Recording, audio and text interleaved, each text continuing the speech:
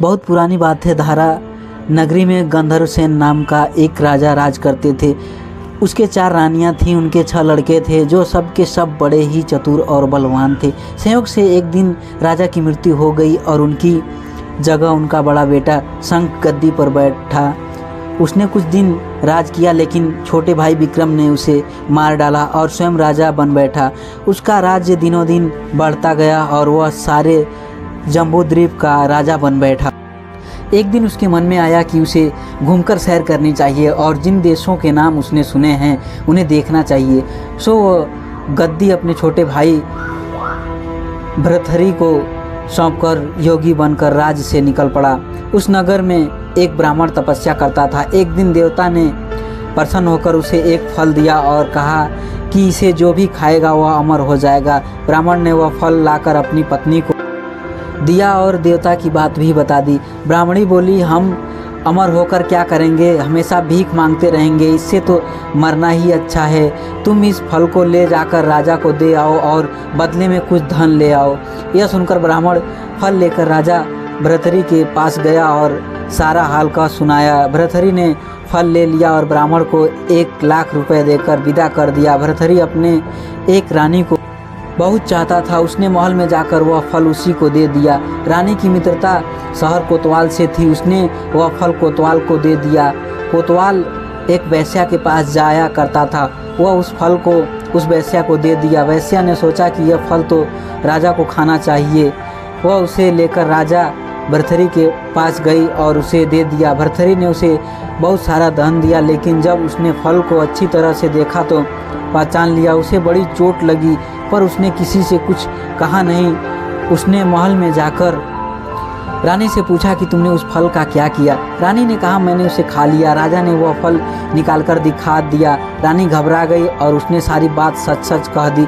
भृतहरि ने पता लगाया तो उसे पूरी बात ठीक ठीक मालूम हो गई। वह बहुत दुखी हुआ। उसने सोचा, यह दुनिया माया जाल है, इसमें अपना कोई नहीं। वह फल लेकर बाहर आया और उसे धुलवाकर स्वयं खा लिया। फिर राजपाट छोड़ योगी का भेष बना जंगल में तपस्या करने चला गया। भृतहरि के जंगल में चले जाने से विक्रम की गद्दी सूनी हो गई। जब राजा इंद्र को यह समाचार मिला तो उन्होंने एक देव को धारा नगरी की रखवाली के लिए भेज दिया।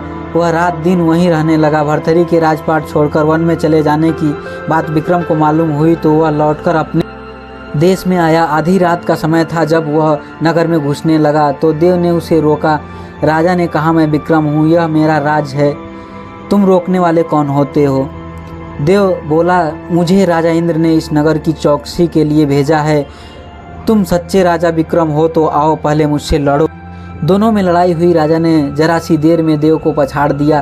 तब देव बोला, हे राजन, तुमने मुझे हरा दिया, मैं तुम्हें जीवन दान देता हूँ। इसके बाद देव ने कहा, राजन, एक नगर और एक नक्षत्र में तुम 3 आदमी पैदा हुए थे। तुमने राजा के घर में जन्म लिया, दूसरे ने तेली के और तीसरे ने कुम्हार के। तुम यहाँ का राजा यहाँ राज करते हो। तेली पाताल का राज करता था। कुम्हार ने साधकर तेली को मारकर शमशान में पिशाच बना सिरस के पेड़ से लटका दिया है। अब वह तुम्हें मारने की फिराक में है, उससे सावधान रहना। इतना कहकर देव चला गया और राजा महल में आ गया। राजा को वापस आया देख सबको बड़ी खुशी हुई। नगर में आनंद मनाया गया। राजा फिर राज करने लगा।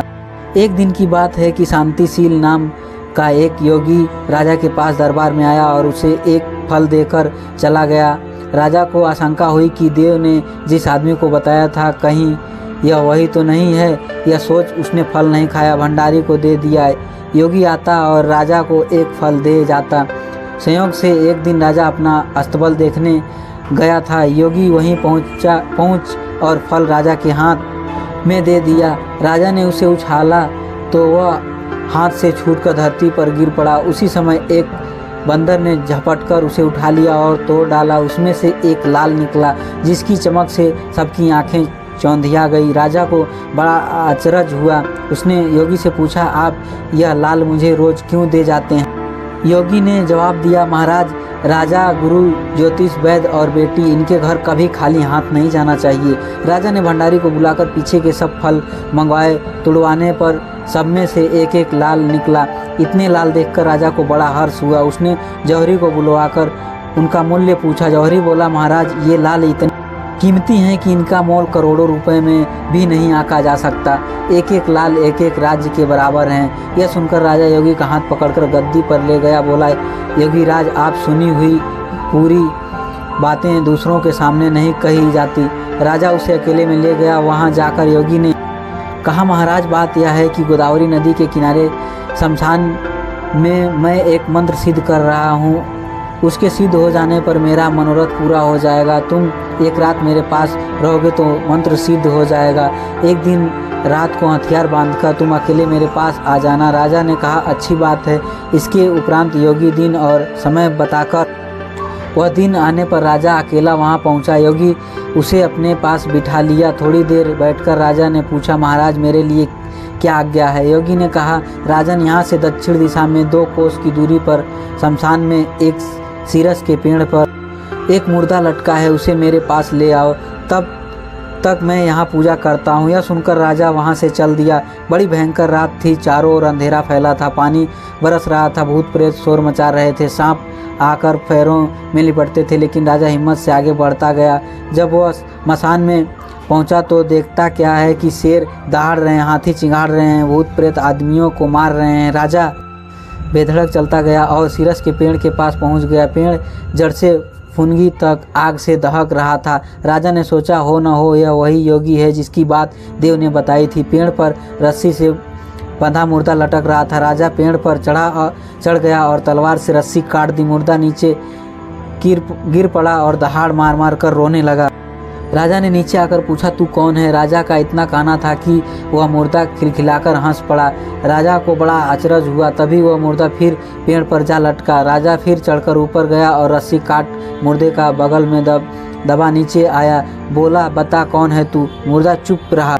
तब राजा ने उसे एक चादर में बांधा और योगी के पास ले चला। रास्ते में वह मुर्दा बोला, मैं बेताल हूँ, तू कौन है और मुझे कहाँ ले जा रहा है? राजा ने कहा, मेरा नाम विक्रम है, मैं धारा नगरी का राजा हूँ, मैं तुझे योगी के पास ले जा रहा हूँ। बेताल बोला, मैं एक शर्त पर चलूँगा, अगर तू रास्ते में बोलेगा तो मैं लौटकर पेड़ पर जा लटकूँगा। राजा ने उसकी बात मान ली। फिर बेताल बोला, पंडित, चतुर और ज्ञानी, इनके दिन अच्छी अच्छी बातों में बीतते हैं, जबकि मूर्खों के दिन कला और नींद में। अच्छा होगा कि हमारी राह भली भांति बातों की चर्चा में बीत जाए। तो दोस्तों, यह थी हमारी आज की कहानी। उम्मीद करते हैं आपको पसंद आई होगी। आपका क्या कहना है इस कहानी के बारे में? कमेंट करके हमें ज़रूर बताएं। वीडियो को लाइक करके चैनल को सब्सक्राइब कर लीजिए ताकि आने वाली वीडियो आपको तुरंत मिले। मुझे दीजिए अगली वीडियो के लिए। तब तक के लिए धन्यवाद।